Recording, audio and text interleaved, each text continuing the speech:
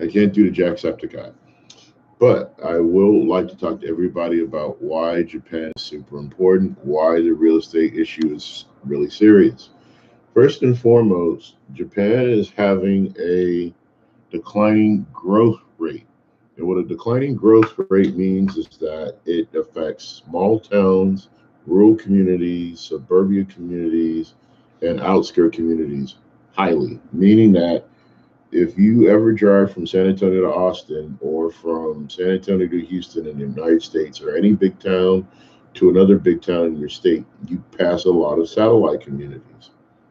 A satellite community is next to a highway. A satellite highway is through a major artery of transit. You have a local product that contributes to the area's gross domestic product.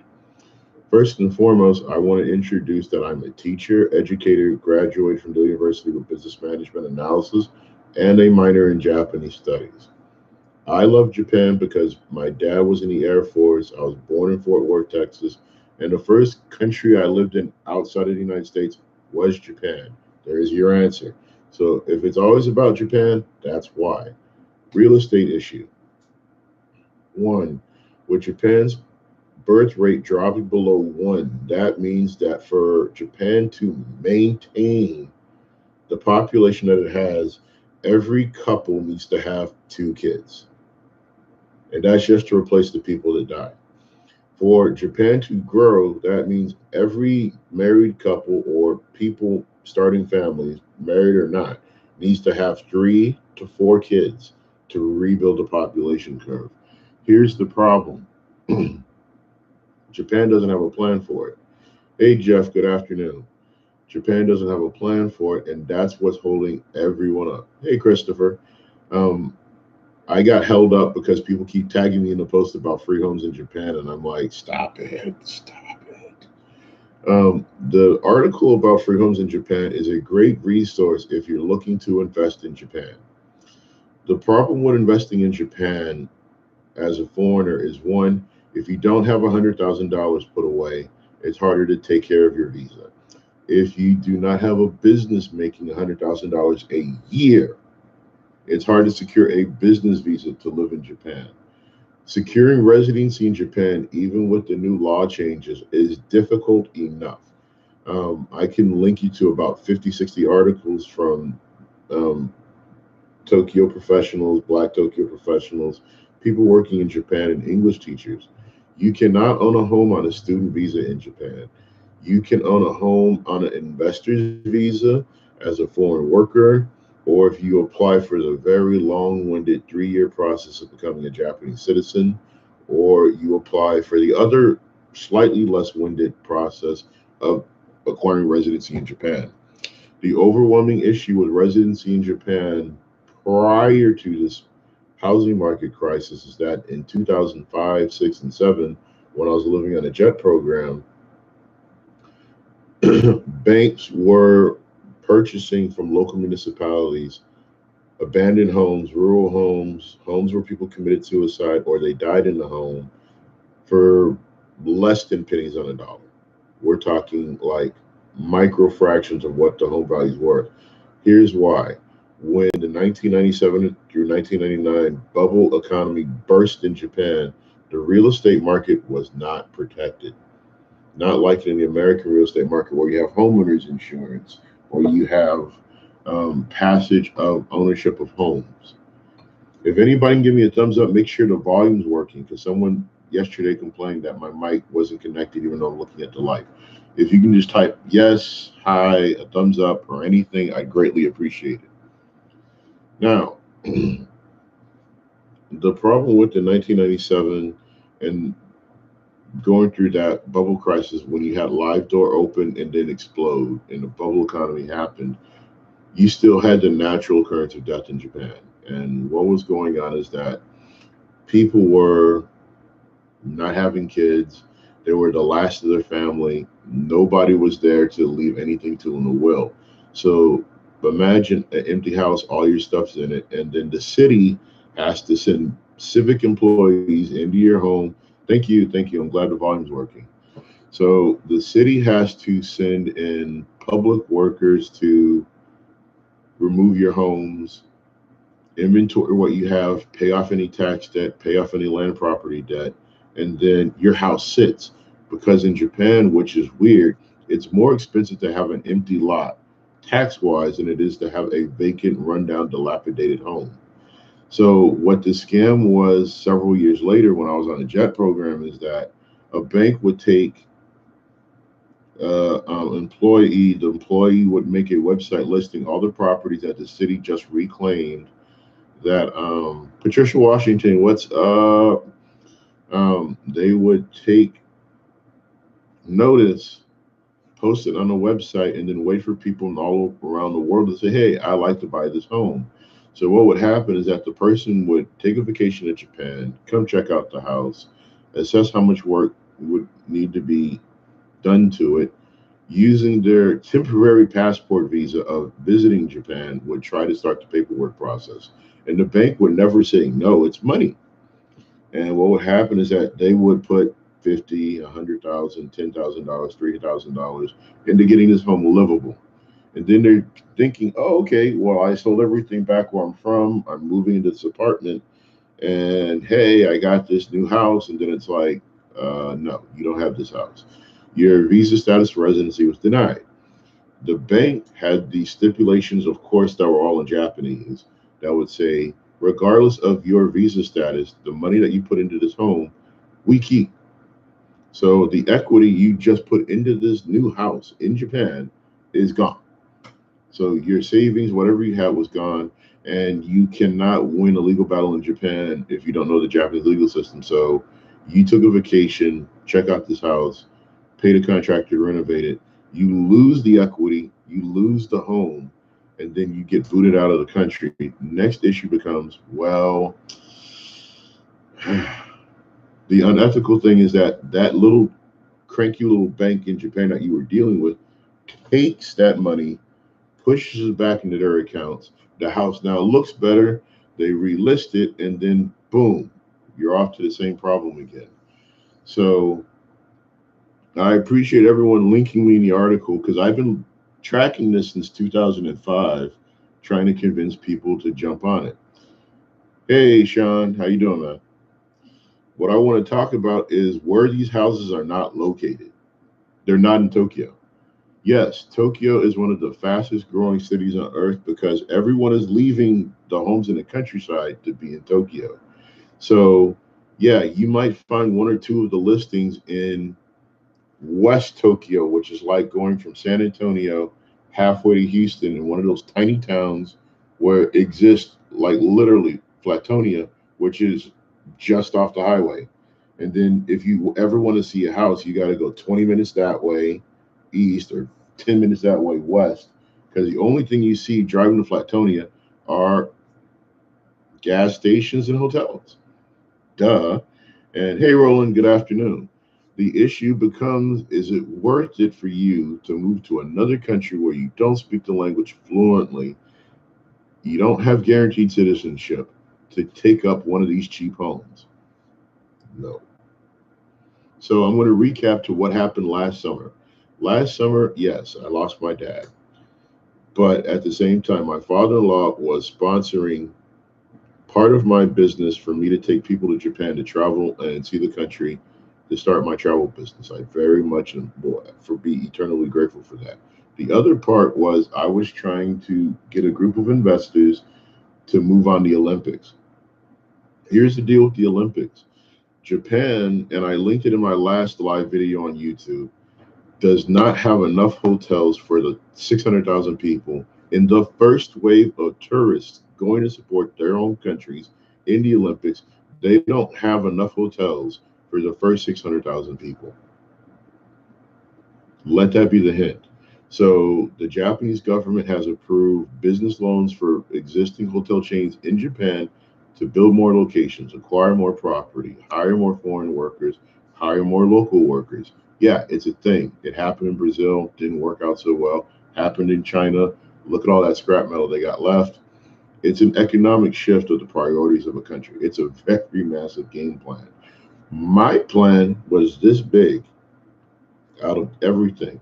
It was to acquire a couple of homes, a couple of condos, some apartment buildings that were one close to public transit. Anyone that's ever been to Japan knows that trains are king and buses are queen, or getting a bike is the prince. Those are your three main choices as a tourist in Japan, unless you have the money to pay for a private driver and a limo everywhere you go. So kicking back, the issue became when my dad died, I was in the middle of the negotiation and the answer was in front of my face.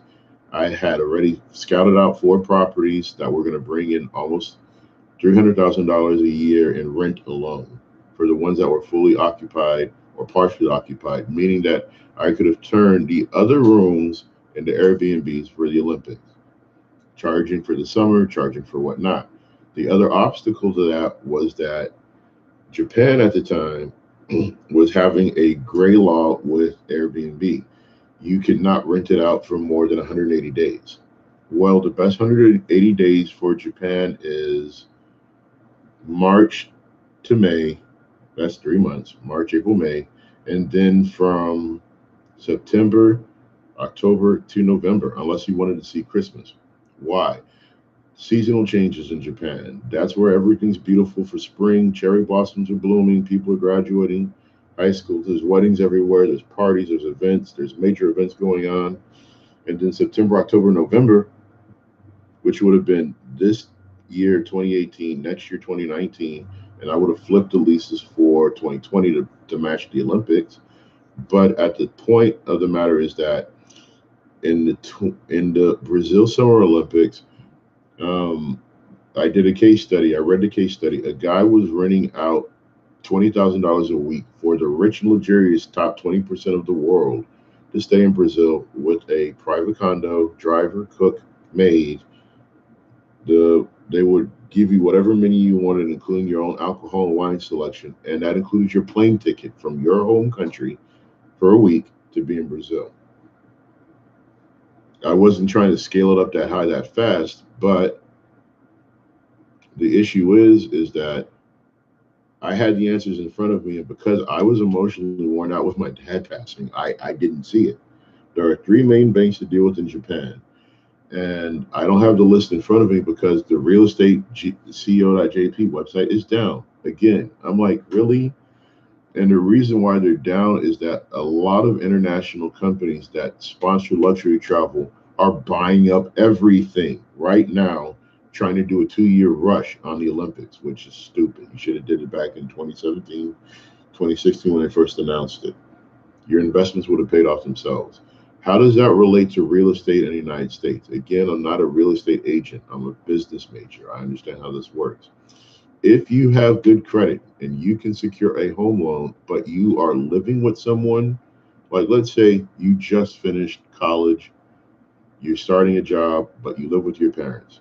That's not the bad thing. The smart thing is tell your parents, hey, look, my credit's decent enough. I'm going to go get a car and a house. My job will take care of the car.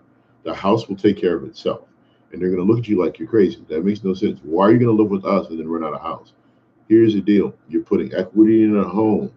Find someone you're friends with or hire Lowe's, Home Depot, or private contractors to do the upkeep on your home. Make the person who's renting out your new home that you're not living in cut the grass. Make sure that they sign their lease and their contract that if they damage the home, they're responsible for the bill and it sticks to their credit. So they cannot lease any other property until they compensate you for the damages that they've done. Make sure that you're very clear about what you're putting into the home. If you're putting in a TV, make sure that when they leave the apartment, your new home, the TV stays. If you put in a refrigerator and a microwave, make sure those things are there when you get back. If you put in a washing machine and a dryer, make sure that they're there when you get back. So the day that they move out, your stuff's still there. If it's damaged, sell it to them at a discount.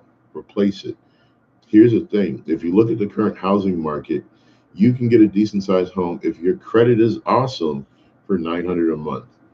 But if this is your first home and you've used your first buyer credit to make this a business where you're getting residual income in a nice neighborhood, think about $1,200 to $1,500 a month for a family.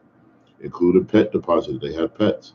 Make sure that your housing insurance and your mortgage is covered every month in that.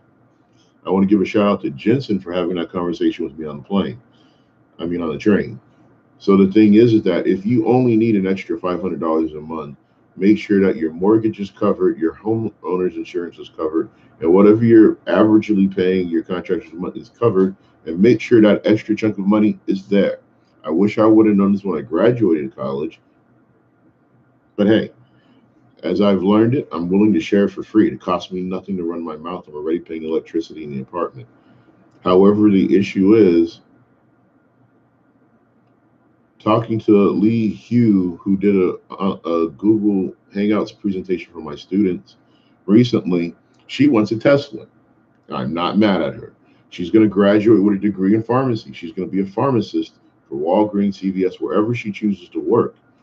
Here's the thing. She wants to take her lifeline on credit, buy a house. That house is going to pay for her Tesla. Whatever she makes from her job is hers.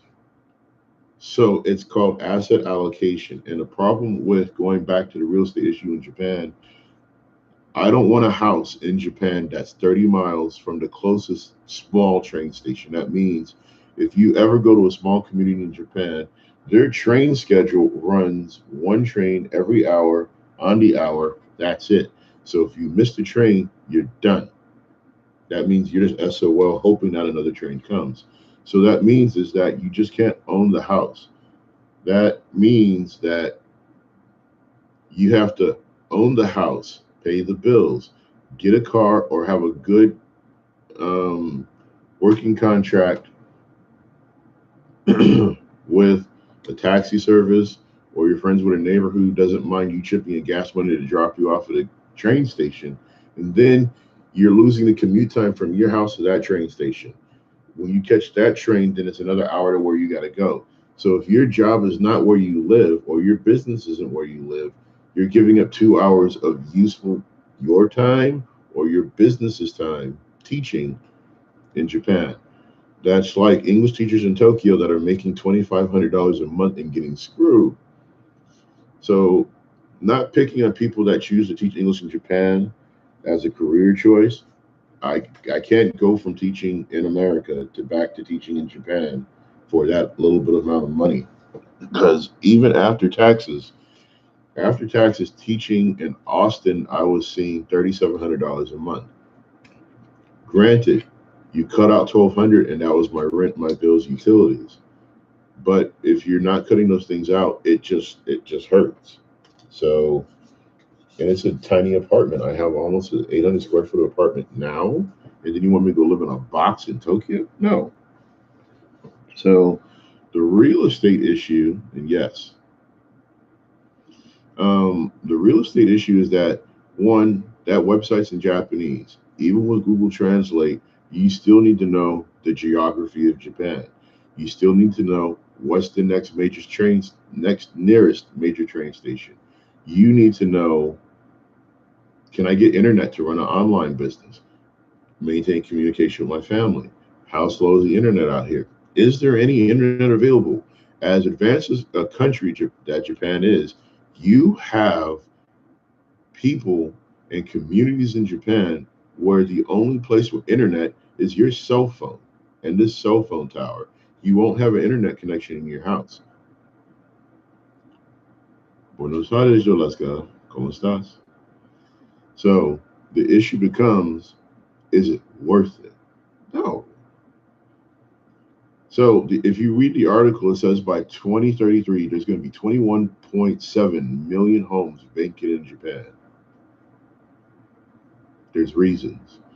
The issue with Japan's economic development and their system of thinking is that, one, konnichiwa, the issue is, hey, Mom, how you doing?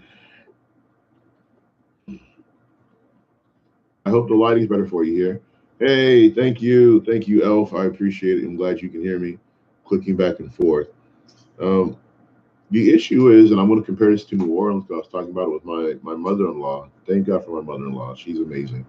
What I wanted to discuss is that you have a lot of gentrification. We're not going to get into that. You have a lot of transient young professionals and middle career people that are moving around the country and changing the social demographics of every city in America, every town in America. And the thing with New Orleans is that if your family has property within 10 minutes of any major highway, you're in great real estate. If you have expensive property that is more than 10 minutes away, keep in mind, more than 10 minutes away from the highway, you also have a winner. Why? Because, and this is comparing to Japan, the only major towns in Japan that people know about or talk about is Tokyo, Osaka, Kyoto, sometimes Kobe and Fukuoka. That's out of a country. New Orleans is world renowned. You have people from all over the world that come to New Orleans for the music, the food, the culture, Mardi Gras, festivals, special events, business conventions, you name it, religious conventions, they got it. Why I'm redirecting my focus away from Japan, personally, um, one is that I'm moving to New Orleans next year. For those of you that I haven't told or you missed the memo, effectively between June and August, I'll be packing everything up with the help of my wife and moving to New Orleans and with the help of my mother-in-law. But the business part of that is that I will be actively working with family to acquire more real estate to do exactly what I just explained.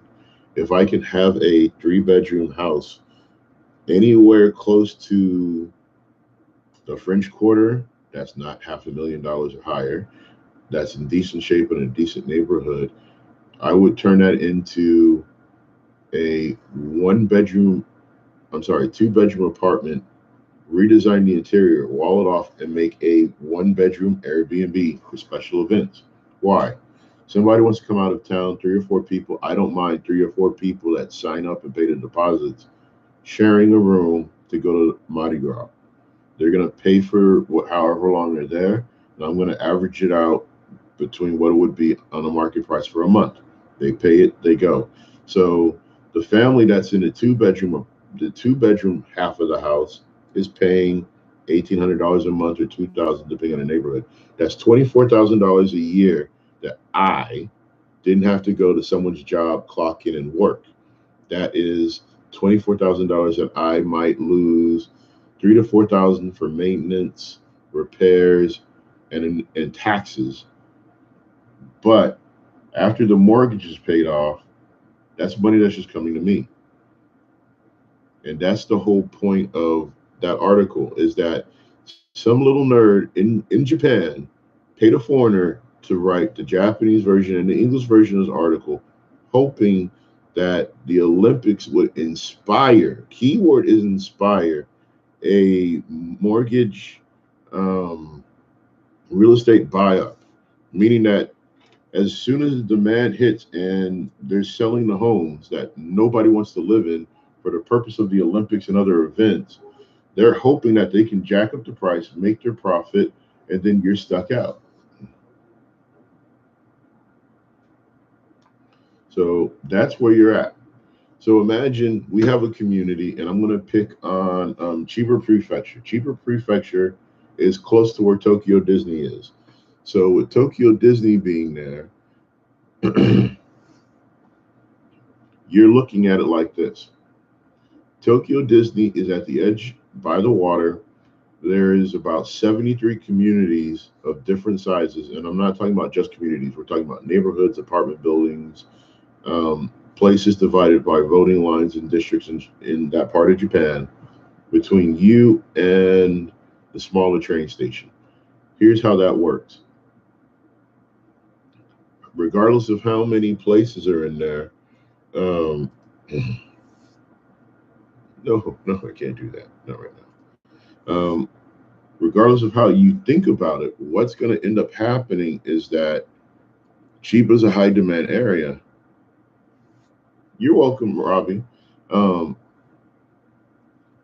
Chiba is a high demand area because of Tokyo Disney train stations, access to Tokyo, not far from the airport. So any abandoned home is still going to be a high market value price in that part of Japan. Now, when you're talking about places like Ibaraki Prefecture, Mie Prefecture, Oita Prefecture, Sagakin, certain parts of Shizuoka that are nowhere near Fuji, Yamanashi doesn't count. It's so close to Fuji, it might as well be part of Fuji's little town. You have certain parts of Okinawa that people just don't want to live up in the mountains anymore. Another great example is Yoshino Island in Fukuoka Prefecture, where I went with Jensen and his family. Hey Joshua, hey everybody. If I didn't say hi to you, I apologize, but I'm still rolling. Um, Yoshino Island is a major tourist destination that is a botanical paradise. It is one of the main islands in Japan that was designed specifically to be a nature lover's paradise. You have so many varieties of birds, you have so many varieties of flowers. It's a professionally maintained park that costs almost $160,000 a year to maintain. Problem, they're only popular during seasonal changes because of the way that the ecology of the island works out. And their social media marketing is terrible. They don't have a YouTube channel in English. All of their social media marketing and their paid marketing is in Japanese, even though one of the owners went to high school and college in California. He's not worried about American tourists because he knows that if Tokyo is here and he's down there, you're not coming unless it's really special to you.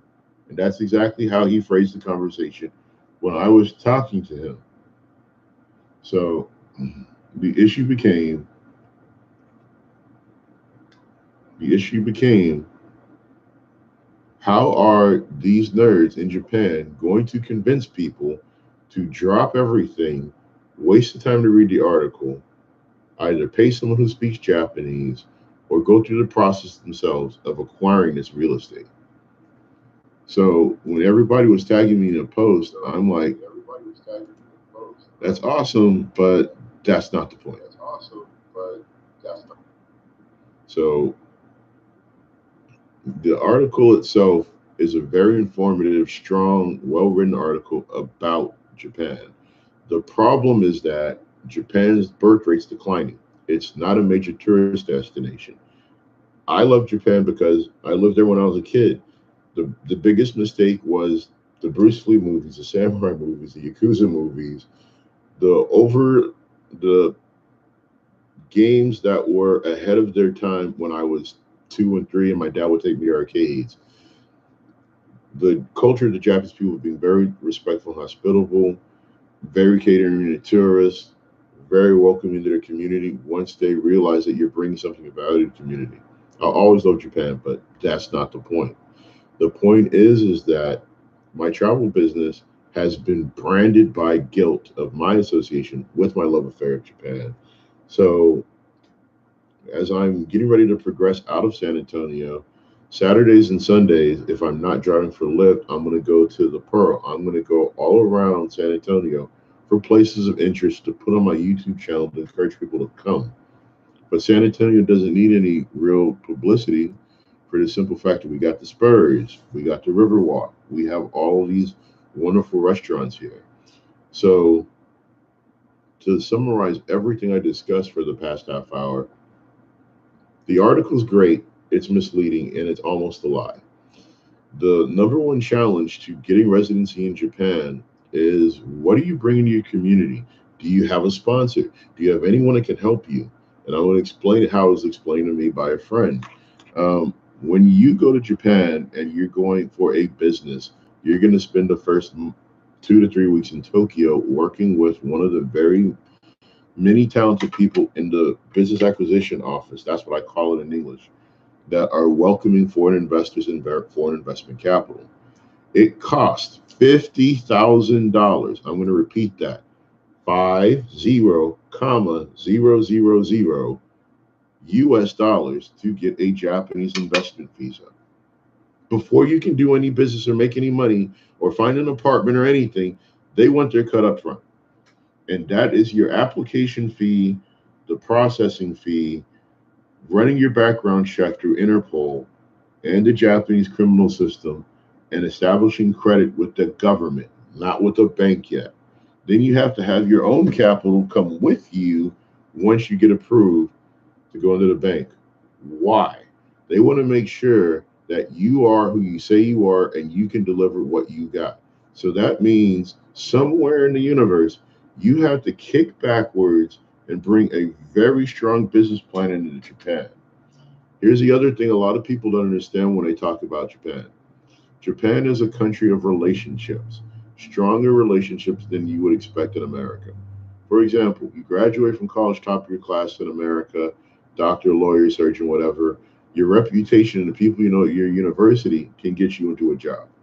When you're a foreigner going to Japan, if you don't speak Japanese, one is being introduced to a negotiator and an interpreter or someone with a positive business relationship that wants to help you get your business started. I had that. Thank you, Percy Humphrey, for the introductions. I appreciate it. I didn't blow it. Um, the second issue is that the next thing is one, once you get the relationship established in your industry, is kicking the ball off as soon as possible. Japan moves at two speeds, now and at a crawl. And the problem is that the bureaucracy of Japan is half as fast as American bureaucracy, regardless of where you're from. Think of the worst bureaucracy you've ever dealt with and then cut the speed of things getting done in half. Doesn't matter how much you grease the wheels, it takes that long when you're a foreigner. The next issue is that if the stars are aligned, the moon is perfect, and everyone's happy, you'll be up and rolling in no time. Again, the article is talking about you living in Japan. There are communities in Japan that if you're willing to sign a 15-year agreement, contract agreement, they will renew your visa status for you, but you're stuck in that place for 15 years. And out of the every year, you only get 2 months to leave because they want to make sure you're coming back. That's kind of creepy. And I'm not up for 15 years in a small town where there's nothing. Nothing. Yeah. So I appreciate everyone tagging me in that article. I've been tagged 11 times in the article. I get it. I know. You want me to go back to Japan and be happy. I'll be honest with you. I'm not going to be happy without my wife. So on the flip side, if you're interested in coming to Japan, I'll be there 2019 in the summer. The average cost right now is just under $6,000 for 3 weeks. So that's roughly $2,000 a week. We can get you in for a week, 10 days, however long you want to be. But let's flip over to 2020. 2020, I'm trying to stay 3 weeks for Cherry Blossom because I want to cover Tokyo. I want to cover Fuji. I want to see the most beautiful places in Kyoto, Kobe, and Osaka, and then go down to Kumamoto because Kumamoto rocks and do that. So that's my entire response to the article. If you have any questions, if you have my phone number, call me, text me, email me. If you're on my YouTube channel, you can go to the contact page or the about page, and all my social media contacts are there. So, would I buy a house in Japan off of that listing? If I can get where I want, sure. And someone can loan me the money to make the down payment. But I still wouldn't live there. I would rent it out as part of my business, which was the other part of my plan.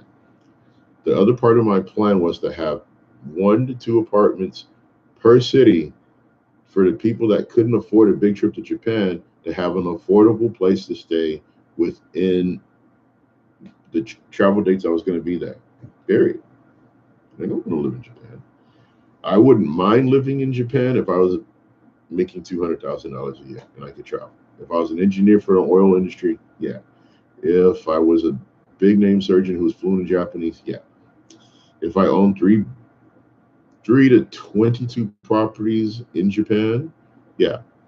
Also, there is a guy you can Google. I cannot pronounce his name, but what he did is that when he was working for a marketing firm, he was buying apartments, not buildings, all across Tokyo, and now he has made his 30th million just renting out properties in Tokyo. What he did is exactly what I just told you. He would buy an apartment, list it, so that way he was making more than it cost him to own it, because he had to pay a part to the landowner and the building owner, but he was still making 300 to 1,000 per apartment. After so many apartments, he just started cascading into the big game. That's how it works. So I hope you have a beautiful afternoon. No, I didn't go to work today, but I'm great. Doctor's appointment went well. Love you guys. I'm out.